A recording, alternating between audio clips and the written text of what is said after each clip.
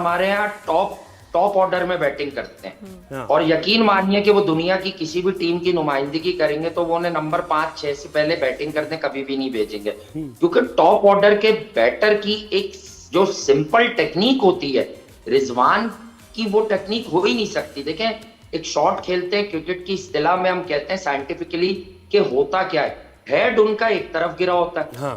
पैर उनके बिल्कुल दूर होते हैं, बैट और पैड के दरमियान इतना गैप होता है कि लोग मजाकन कह रहे थे कि घर तामीर कर लिया जाए।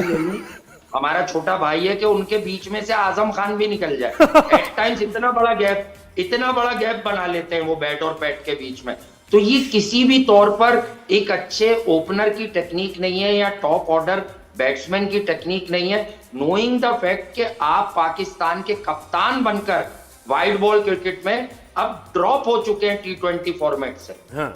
और कप्तानी की भी कोई अच्छी नहीं कर रहा है वो। आप देखें पिंडी का क्या हाल है। मोहम्मद आमिर का मुझे बताएं, बहुत रिटायर्ड तो हो गए वो, उनसे वो एक्सपेक्ट नहीं किया जा सकता कि 135 पे जाएंगे, 137 40 पे टच करेंगे, लेकिन अपने एक्सपीरियंस को भी सही तरह नहीं इस्तेमाल कर पा रहे स्लोवर डाल के। और देखिए, वर्ल्ड कप से पहले ख्वाहिश का इजहार किया गया था मोहम्मद आमिर की तरफ से कि मैं वर्ल्ड कप खेल सकता हूं। फिर किसी ने उन्हें बताया कि अब टाइम हो गया है भाई, आप तज्जियों और तबसरों की तरफ आ जाइए। फिर उन्होंने एक तज्जिया कुछ अलग किस्म का कर दिया था। क्रिकेट में बायस नहीं होना चाहिए, जिसका जो काम है अगर आप गलत बताएंगे, कोई सेंटिमेंट बेस्ड एनालिसिस करेंगे तो आप 2-3 दिन में एक्सपोज हो जाएंगे। अब सवाल ये पैदा होता है कि पड़ोसी मुल्क का एक लड़का है अभिषेक शर्मा, मोहम्मद आमिर ने उसे स्लॉगर कहा, जिसने पाकिस्तान को पूरे एशिया कप में मारा। मोहम्मद आमिर क्या इतनी जुर्रत रख सकते हैं कि पाकिस्तान क्रिकेट आज भी हमारे चेयरमैन साहब और उनकी टीम मौके दे रही है इन लोगों को परफॉर्म करने के? चलो यार, नेशनल लेवल पे सिलेक्ट हो, खेलो, तमाशाइयों को महसूस करो, अपने जौहर दिखाओ सलाहियतों के। क्या वो मोहम्मद रिजवान के बारे में राइट नाउ ऐसा कोई स्टेटमेंट दे सकते हैं कि हमारे हारने की बड़ी वजह यह है कि टॉप ऑर्डर से हमारे कप्तान समेत रन्स नहीं हो रहे? तो वैसे आप बताएं, बाबर आजम की जो उन्होंने रिकॉर्ड बनाया है उसके लिए आप कितने खुश हैं?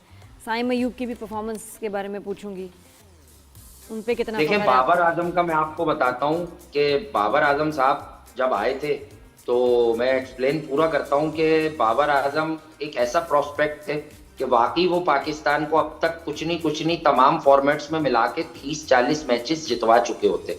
पर ये एक तल्ख हकीकत है जिसे जानने के लिए थोड़ा आपको पास्ट में जाना पड़ेगा। I am not a political person, मुझे पॉलिटिक्स का कुछ नहीं पता, कुछ पॉलिटिकल लोग नाराज हो सकते हैं, बट हमारा ये जो पुराना कप्तान है जो अब बोर्ड में एक अहम ओहदे पर है और बड़ा अहम रखते हैं मोहसिन नकवी साहब उसको, सरफराज अहमद, ये पाकिस्तान का चैंपियन कप्तान था।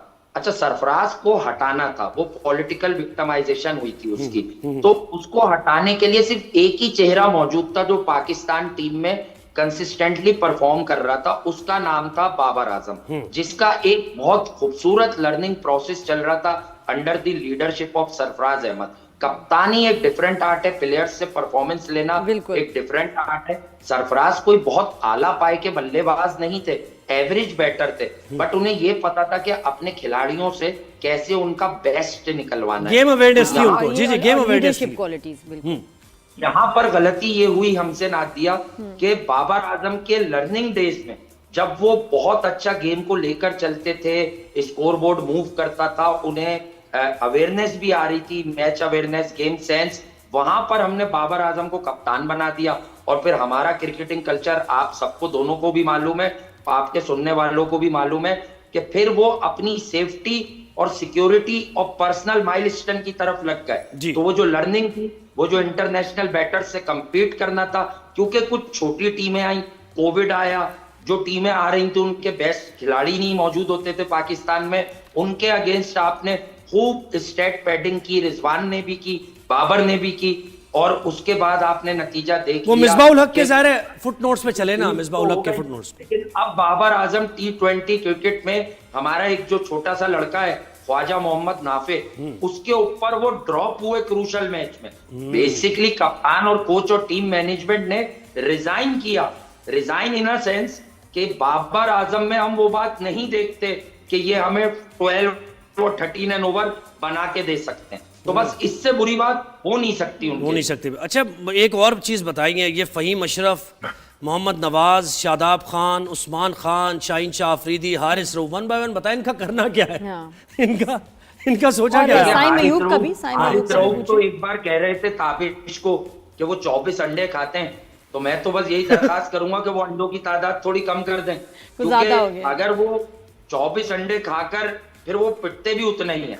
मे भी वो 2 अंडों पर अगर गुजारा कर लें, तो बेहतर इस्तिफादा परफॉर्म। कर लें 2 अंडों पर, सही है, तो 2 अंडे भी उन्हें तरोताजा रखेंगे, शायद उनकी पिटाई कम होगी। शाहीन शाह अफरीदी बहुत ब्रिलियंट थे, बहुत बड़ा प्रोस्पेक्ट थे, हमारी बड़ी उम्मीदें थी, लेकिन देखें जो उनको नी लाइगामेंट इंजरी हुई थी ना, मैं अब भी इस बात का बड़ा फर्म बिलीवर हूं, हमने उन्हें जो है ना राइट ट्रैक से वापसी नहीं करवाई, हमने जो है वो शॉर्ट पाथ लिया।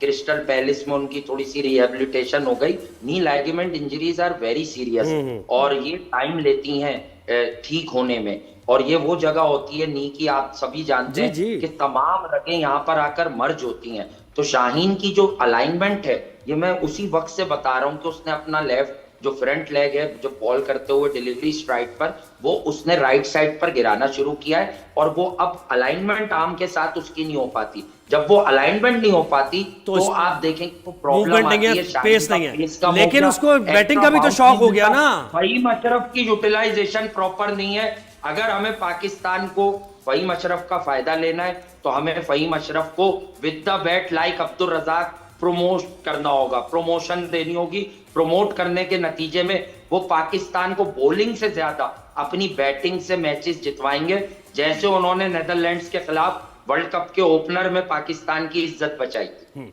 जी। और फिर मोहम्मद नवाज भी, मगर शाहीन का ये बात रह गई कि उन्हें बैटिंग का शौक भी हो गया ना, और उनको एक दो दफा कह दिया गया कि आप बेहतरीन allrounder. Latter part of career वो एक अच्छे ऑलराउंडर बन सकते हैं, उनमें हिटिंग एबिलिटीज तो हैं। शाहीन शाह अफरीदी में उन्हें बैटिंग का शौक भी है। नहीं, वैसे और वासे ये यकीनन बात आप, मैं आपसे इख्तलाफ करूंगा, उनका ना बॉडी मूवमेंट इस तरह का है, ना बॉडी बैलेंस है जब वो हिट करते हैं। नहीं, मैं शायद तो आपकी सॉरी देखें, मैं आपकी बात का जवाब दे रहा हूं कि लेटर पार्ट में बहुत से लोग चेंज हो जाते हैं। अब देखें, शादाब खान एक लेग स्पिनर आए थे, पर मैं उनके युवराज के डिसमिसल से पहले से बोलता हूं, मैंने उन्हें डोमेस्टिक में काफी देखा था कि शादाब खान जो है ना, वो एक बहुत वैल्यूएबल मिडिल ऑर्डर बैट्समैन बन जाएंगे। फहीम और शादाब ने 2018 में लॉर्ड्स में एक टेस्ट हमें जितवाया था, जहां पाकिस्तान ने भी अच्छी बॉलिंग की थी, इंग्लैंड ने भी कर दी थी। इन दोनों ने 100 प्लस की पार्टनरशिप की, और फिर इंग्लैंड उस टेस्ट मैच में जो है वापसी नहीं कर सका। Sarfaraz was our captain at that particular time. तो मैंने ये नहीं कहा कि उनमें बैटिंग के जम्स हैं, मैंने कहा हिटिंग एबिलिटीज हैं। जैसे वसीम अकरम ऑलराउंडर कहलाते हैं, टेस्ट में सेंचुरी भी है, 258 भी है, लेकिन वसीम भाई की 5-6 सेंचुरीज तो नहीं है ना। तो मैंने क्या कहा, लेटर पार्ट अगर वो पाकिस्तान में उनकी जगह बनती है अपनी बॉलिंग से, अगर हम इस काबिल रहे कि हम उन्हें एज बॉलर मजीद 5-7 साल एक गो दे सकते हैं, या वो इतनी कारकर्दगी दिखा सकते हैं, तो फिर एक वक्त आएगा कि वो एक ऐसे हिटर जरूर बन जाएंगे कि वो हर 8-9 मैचेस के बाद जब भी बैटिंग आएगी तो गुड लिटिल 30-40 कर सकें। तो ये बताइएगा वहाँ से, अब साइम अयूब की परफॉर्मेंस के बारे में, नसीम शाह के बारे में। नसीम शाह का क्या हुआ ये? हाँ, उनका नसीम starting शाह की मुश्किल हुआ। लेंथ जो है वो बड़ी जबरदस्त है। एक इंसान की नेचुरल लेंथ होती है। मैं 2000 नहीं, इस वक्त लाइन लेंथ सही नहीं है उनकी, वासे नहीं। कुछ और कह रहा हूँ, आप जरा मुझे तो तवज्जो से सुने मेरे नहीं भाई, नहीं, तो आप मेरा मफहूम मैं उनकी समझें। लाइन लेंथ की बात कर रहा हूँ जो सही नहीं है अभी। हाँ, मैं समझ गया आप क्या कह रहे हैं। हाँ। लेकिन मैं ये कह रहा हूँ, एक बॉलर का, मैं तो क्रिकेट बताऊंगा ना, मैं सोशल मीडिया नहीं बताऊंगा।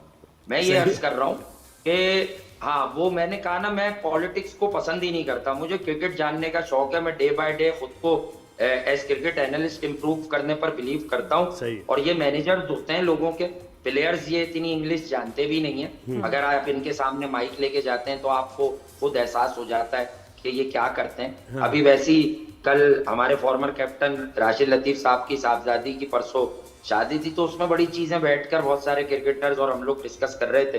कामरान अकमल वगैरह से भी यही बातें चल रही थी कि पाकिस्तान की क्रिकेट किस तरफ जा रही है, क्या हो रहा है, क्यों शिराज अब बिखर रहा है, हम क्या गलतियां कर रहे हैं। क्योंकि एक्सपीरियंस है इन लोगों को मैदानों में खेलने के, डजंट मैटर इनकी अपनी एवरेजेस क्या रही हैं। तो हम जो मॉडर्न डे क्रिकेट समझने वाले लोग हैं ना, उन पर हम रिलाय नहीं कर रहे। नसीम शाह को कहते हैं कि पहले दोनों तरफ, एक क्रिकेट की टर्म है कि दोनों तरफ बॉल हिलाते थे, अब मैं कहता हूं ना स्विंग ना सीम, हमारा नसीम, ठीक है। नसीम अब ना स्विंग है ना सीम है। एक नेचुरल आपका 8-9 मीटर वाले लेंथ का बॉल था, अगर पूरी कमर नहीं लगेगी। साउथ अफ्रीका में एक टेस्ट इन्हें खिलाया गया, मोहम्मद अब्बास ने साउथ अफ्रीका की बैटिंग लाइनअप की कमर तोड़ दी। जब पाकिस्तान आखिरी की 2 विकेटें चाहता था 45 रन पर टेस्ट जीतने के लिए, नसीम को 4-5 ओवर करवाए गए कप्तान की जानिब से, पर कमर ही नहीं लग रही, इंस्पायर ही नहीं हो रहे कि यार मैं जोर लगा के एक यॉर्कर कंफर्म नहीं मार सके। ये वही एक ही लेंथ पे बॉल करते रहे और वो इजीली निगोशिएट करते गए। तो भाई ये इन्वेस्टमेंट आपकी बर्बाद हो चुकी है, माजरत के साथ ये इन्वेस्टमेंट आपकी बर्बाद हो चुकी है। अब सलमान मिर्जा, आकिफ, इस तरह के लोगों की तरफ आप देखिए तो आई थिंक पाकिस्तान की बेहतरी होगी। और शर्जील का भी बता दें, बड़ा फिट होके आए लेकिन ड्रॉप कर रही है हैदराबाद उनको बार बार, क्यों? और हमारे कीपर रह गए, जरा उन पर आपका तजिया। उस्मान खान, इनको कहाँ छुपाना है? टाइम इतना कम है, कैसे बातें होंगी सारी? टाइम की टॉर्च पर वो बाहर हुए हैं, क्योंकि शर्जील खान दुनिया में कहीं भी क्रिकेट खेले, अगर वो क्रिकेट खेलने के काबिल हैं तो मैं शर्जील खान को ओपनिंग के अलावा कहीं भी नहीं खिलाऊंगा। डजंट मैटर साइम कितना अच्छा हो, मां सदाकत अभी यंगस्टर है, उसके पास बड़ा टाइम है, वो वन डाउन आके भी डिलीवर कर सकता है। तो हैदराबाद के पॉइंट ऑफ व्यू से जो उनका एक आइकनिक फिगर था, जो हैदराबाद से ही बिलोंग करता है, तो शर्जील खान ने नीचे आकर एक मैच में 50 किए, बट अगर उन्हें आप सर्कल में मौका देंगे तो मुझे अब भी यकीन है कि जो रिसेंट पास्ट में साइम अयूब की कारकर्दगी है, साइम अयूब का भी आप पूछ रहे थे, देखें मैंने एशिया कप में साइम अयूब के लिए कुछ बातें की, लोग नाराज हुए, कुछ लोगों ने ये भी इशारा दिया यार वो तो आपके शहर से है। मैंने कहा भाई मैं शहर नहीं, मैं अपने मुल्क की क्रिकेट टीम पर बात करता हूँ। मैंने कहा देखें 75-80 T20s खेल ली हैं उसने, उसका एक स्पार्क क्या था, एक्सपेक्टेशंस क्या थी, यार बड़ा मारता है, बिल्कुल एक जो मोहल्ले की टर्म होती है, यार बहुत तेज खेलता है, नो लुक मारता है, छक्के मारता है। उसने एक बार पाकिस्तान के लिए किसी छोटी अपोजिशन पर भी T20 फॉर्मेट में मोहतरम 50 पर 100 नहीं किया, तो वो इन्वेस्टमेंट तो वो पेड बैक नहीं कर रहा ना हमारी क्रिकेट को अब तक। ओडीआई में उसने जब जितवाया था अपनी इंजरी से पहले, लंदन जाने से पहले, ना जाने लंदन जाने के बाद इसे क्या हो गया, शायद आप एक और फेरा लगवा दें तो कुछ बेहतरी आ जाए। सही है। और ये उस्मान खान साहब इनसे जान नहीं छूट रही हमारी। ये तो कमेटी है, ये तो कमेटी इसलिए है कि उस्मान खान की मौजूदगी में हम हसीबुल्लाह को जाया कर बैठे हैं, और इस वक्त लोग हसीबुल्लाह की करंट परफॉर्मेंसेस से जहां कुछ यंगस्टर्स मुतासर कर रहे हैं, हसीबुल्लाह से नाराज हैं कि हसीबुल्लाह डिलीवर नहीं कर पा रहे। देखें एक प्राइम टाइम होता है, जब लड़का फिट होता है, फॉर्म में होता है, वो रन्स कर रहा होता है पूरे सीजन में, आप उसे पाकिस्तान टीम तक लाए, नंबर 6-7 पर ऑस्ट्रेलिया में खिलाया, 15 रन भी होते हैं तो वो गोरे कमेंटेटर्स हैं ना, वो बायस नहीं होते, वो क्लास को पकड़ लेते हैं। उन्होंने पकड़ लिया कि यार बहुत टैलेंटेड है, उसके बाद फिर इन पर वाजिब हो गया कि उसे गायब करें। इसमें पीसीबी का कोई कसूर नहीं होता है, मैं आप दोनों को ये बता दूं, इसमें कसूर होता है जो वहां बैठी हुई टीम मैनेजमेंट होती है। प्लेयर पावर हर दौर में रही है, वसीम भाई वगैरह के दौर में रहती थी ना, इंजमाम भाई के, तो यार समझ में आती थी ये लोग थे, ये परफॉर्मेंस भी होती थी, हाँ इनकी परफॉर्मेंस भी होती थी, ये हार भी जाए तो लोग डर के खेलते थे कि यार वसीम अकरम बॉलिंग कर रहे हैं, यार इंजमामुल हक खड़े हो गए तो मैच एक तरफ कर देंगे। अब ना तो कारकर्दगी है और एटीट्यूड आप देखें तो पूरा है। फिर आप एक चीज नोट करें जो आपने वर्ल्ड कप में नोट की, और उससे पहले से मैं कह रहा हूं, लोग इसे एक पंच लाइन जोक की भी ले सकते हैं, बट मैं सीरियसली कहता हूं, हमारे 2 से 3 क्रिकेटर्स हैं, आप खुद महसूस कर लीजिएगा कौन, इनकी रिसेंट टाइम्स में छोटी छोटी सी टमीज क्यों निकल गई। ओवरऑल फिजिक इनकी लीन है, लेकिन इनकी गोल टमीज क्यों निकल गई।